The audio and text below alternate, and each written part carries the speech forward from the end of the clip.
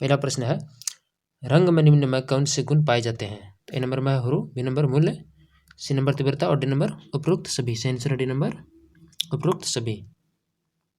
अगला प्रश्न है, डिजाइन के निम्न में कौन से तत्व हैं? ए नंबर आकार, बी नंबर बनावट, सी नंबर रंग, डी नंबर उपरोक्त सभी। सही आंसर है डी नंबर उपरोक्त सभी। अगला प्रश्न है, रंगों का चुनाव निम्न में किन बातों को ध्यान में रखकर करना चाहिए? ए नंबर व्यक्ति की आयु, बी नंबर व्यक्ति का वर्ण, सी नंबर व्यक्ति का लिंग और डी नंबर उपरोक्त सभी। सही आंसर है डी नंबर उपरोक्त सभी। अगला प्रश्न है, निम्न में कौन सी रेखाएं व्यक्तित्व को प्रभावित करती है? ए नंबर खड़ी रेखाएं, बी नंबर पड़ी रेखाएं, सी नंबर टेढ़ी मेढ़ी रेखाएं और डी नंबर उपरोक्त सभी। सही आंसर है डी नंबर उपरोक्त सभी। अगला प्रश्न है, डिजाइन को निम्न भागों में विभाजित किया जा सकता है? ए नंबर रचनात्मक डिजाइन, बी नंबर सजावटी डिजाइन, सी नंबर ए और बी दोनों, डी नंबर इनमें से कोई नहीं। सही आंसर है सी नंबर ए और बी दोनों, यानी रचनात्मक डिजाइन और सजावटी डिजाइन। बढ़ते अगला प्रश्न की ओर। अगला प्रश्न है, एक उपभोक्ता के अधिकार का वर्णन निम्न में किस धारा में है? ए नंबर धारा 2, बी नंबर धारा 4, सी नंबर धारा 6 और डी नंबर धारा 7। सही आंसर है सी नंबर धारा 6। अगला प्रश्न है,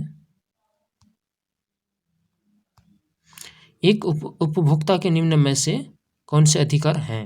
ए नंबर सुरक्षा संबंधी अधिकार, बी नंबर सूचना संबंधी अधिकार, सी नंबर चयन संबंधी अधिकार और डी नंबर उपरोक्त सभी। सही आंसर है डी नंबर उपरोक्त सभी। अगला प्रश्न है, भारतीय मानक ब्यूरो ने एक अच्छे लेबल के निम्न में कौन से गुण बताए हैं? ए नंबर पदार्थ का नाम, बी नंबर ब्रांड का नाम, सी नंबर पदार्थ का भार और डी नंबर उपरोक्त सभी।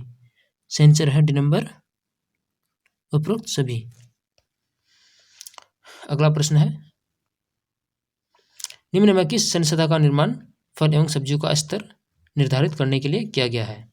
ए number FPO, B number PFA, C number CPA और डी नंबर इनमें से कोई नहीं। सही आंसर है ए नंबर FPO। अगला प्रश्न है, निम्न में कौन प्राथमिक रंग है? A number Lal, B number पीला, सी नंबर नीला और डी नंबर उपरोक्त सभी। सही आंसर है इसका डी नंबर उपरोक्त सभी।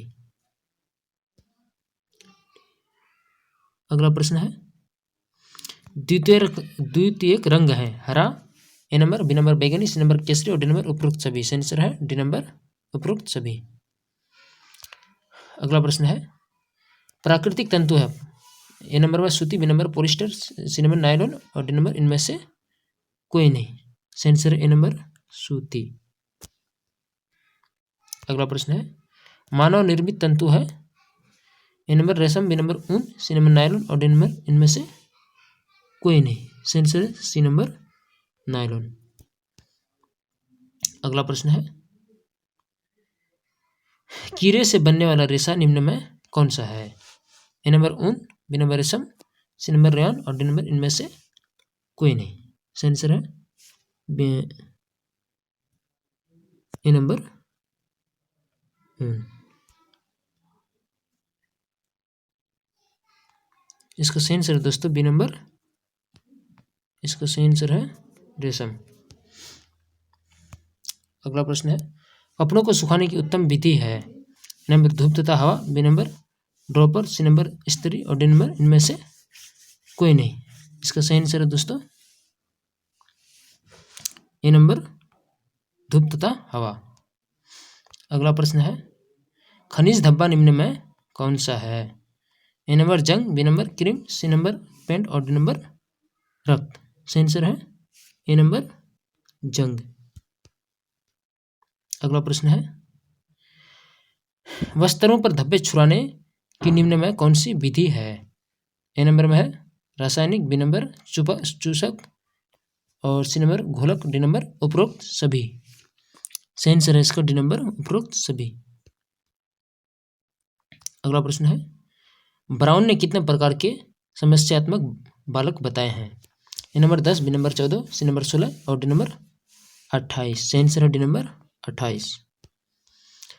अगला प्रश्न है, कितने प्रतिशत स्कूली बच्चों में असमर्थताएं होती हैं? ए नंबर में 10, बी नंबर 15, सी नंबर 20 और डी नंबर 25। सही आंसर है इसका बी नंबर 15। अगला प्रश्न है,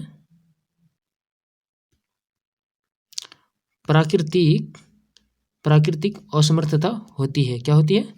ए नंबर पोलियो के कारण अपंगता और बी नंबर जो जन्म से होती है और सी नंबर वयस्क अवस्था में विकलांगता और डी नंबर इनमें से कोई नहीं। सही आंसर बी नंबर जो जन्म से होती है।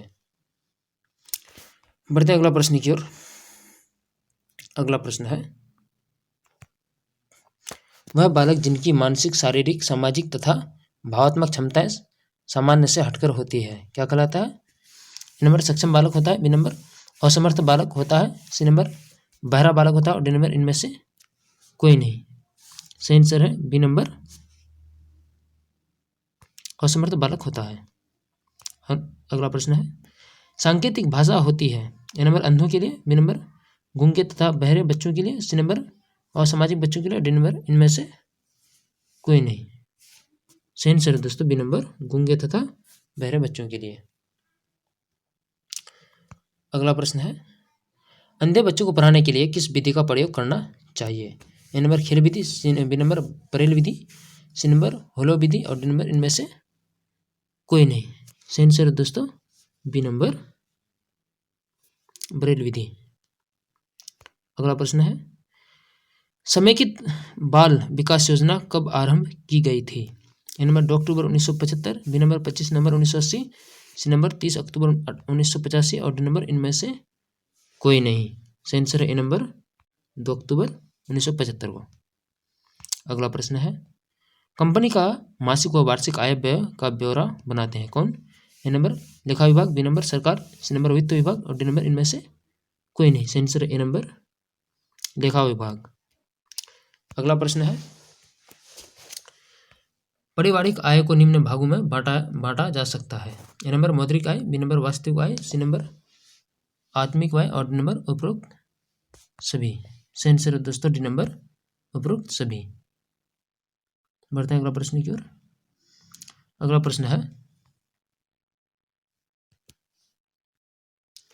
लेखा जोखा हो सकता है। A number Dainik, B number साप्ताहिक और सी नंबर मासिक, डी नंबर उपरोक्त सभी। सही आंसर है डी नंबर उपरोक्त सभी। अगला प्रश्न है, घरेलू लेखा जोखा कितने प्रकार का हो सकता है? A number 2, B number 3, C number 4 और डी नंबर 5। सही आंसर है दोस्तों बी नंबर 3। बढ़ते हैं अगला प्रश्न की ओर। अंतिम प्रश्न है इस वीडियो का, बैंक खाता के निम्न में कौन से प्रकार हैं?